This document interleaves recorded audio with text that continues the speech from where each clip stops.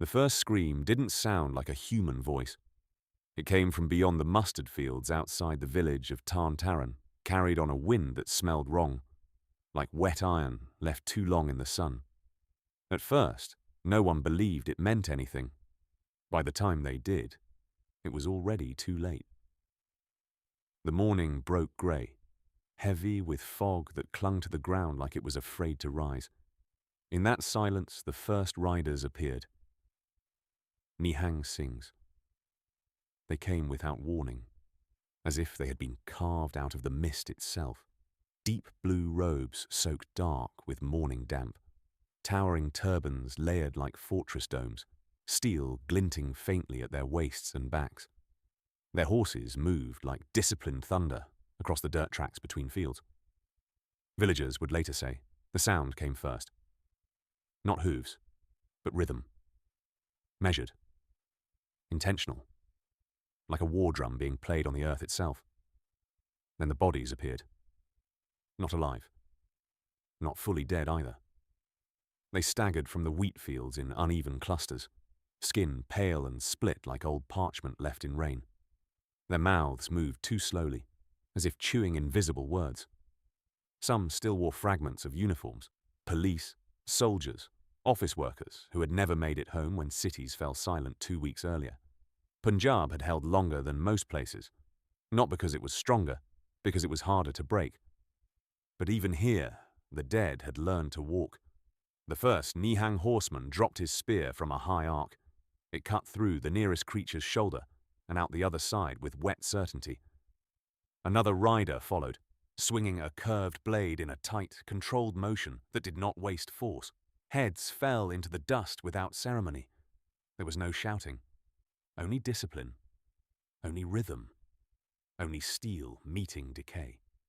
From the edge of the village, a young woman stood frozen behind a crumbling brick wall.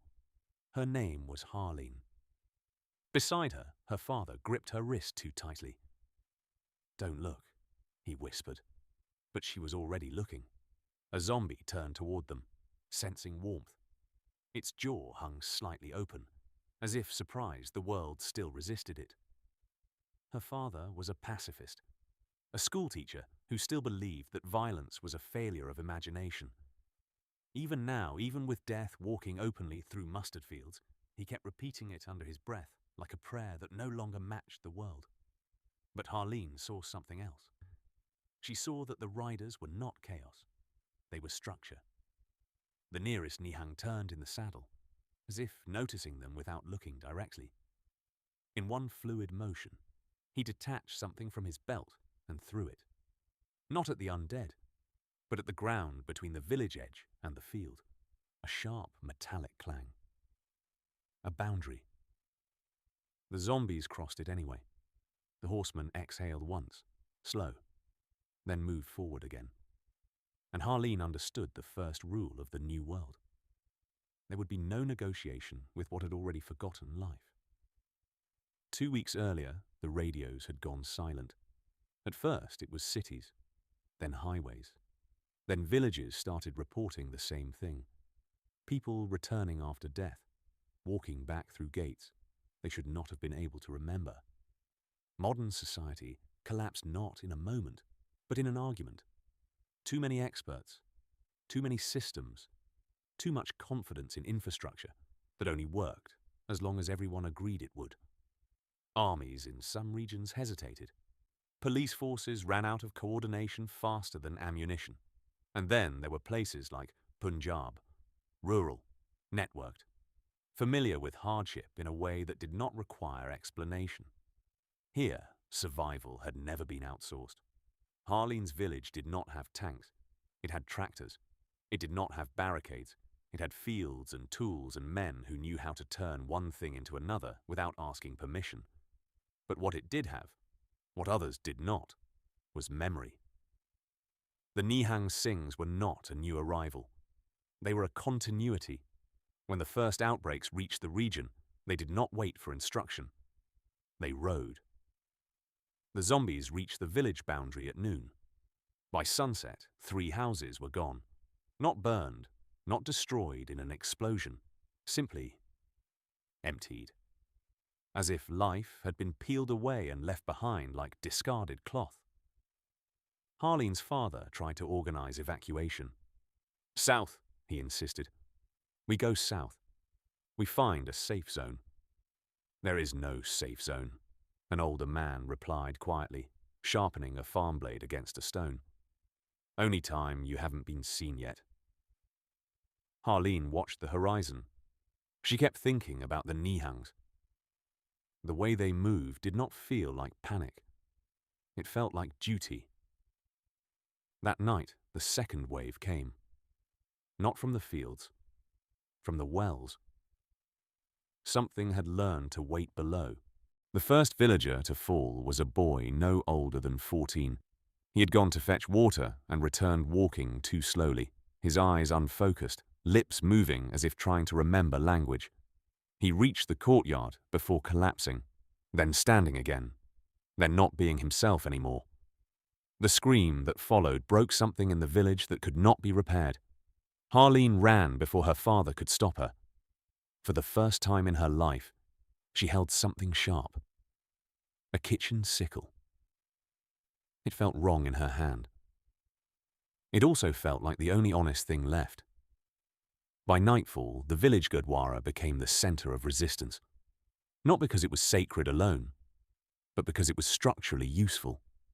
Thick walls, high courtyard, storage of food, water access, open space for coordination. Langar fires were still burning, not for ceremony, for survival. Women and men worked side by side without instruction. Grain was boiled in massive cauldrons, cloth torn into bandages, doors reinforced with wooden beams ripped from dismantled carts.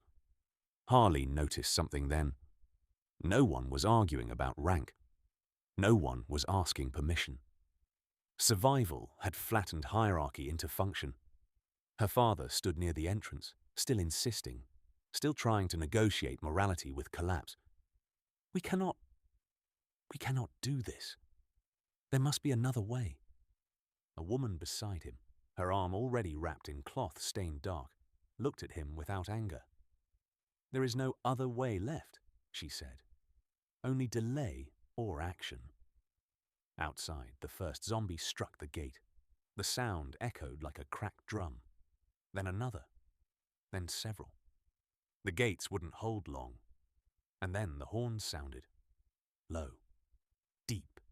Human. They came through the smoke line like a myth that had decided to become real again.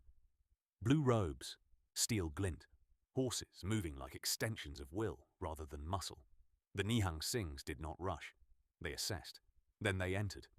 The first rider broke through the courtyard gate as it collapsed inward. His blade moved once, clean, vertical, and the nearest undead body fell apart, as if it had simply been reminded it was already broken. Another rider followed, spear angled low, clearing a path through the courtyard edge. Harleen stood frozen near the steps. One of the Nihangs looked at her. Then he threw something at her feet. A small bundle wrapped in cloth.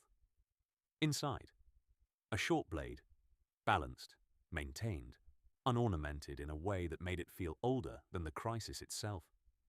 She hesitated. The rider did not. He turned away, already moving into the next cluster of threats. That was the moment she understood. Weapons were not gifts. They were responsibilities being transferred. Her father saw the blade in her hand and stepped back. "No," he said sharply. "No, you will not become part of this." Harleen looked at him, then at the gate. Then at the riders who were holding back what the world had stopped being able to explain. "I already am," she said. Over the next days, the village changed shape. Not peacefully, necessarily. The Nihangs established perimeters, not as leaders, but as anchors. They moved between farms and streets like they belonged to every inch of it. They did not hoard food. They did not isolate themselves. They coordinated. Harleen began training without being asked. Not formal at first, just observation, footwork, distance, timing. One Nihang corrected her once, tapping her shoulder with the flat of a blade. Too close, he said simply. That was all. Her father watched from a distance, increasingly silent. The world he believed in was not only collapsing, it was being replaced by something that functioned better under pressure, and that terrified him more than the undead ever could. The first major loss came on the fourth night. A breach near the north wall. 2 villagers taken. One of them a child. Harleen was too late. The Nihangs were not. But even they could not undo time. That night no one spoke inside the courtyard. Even the fires felt quieter.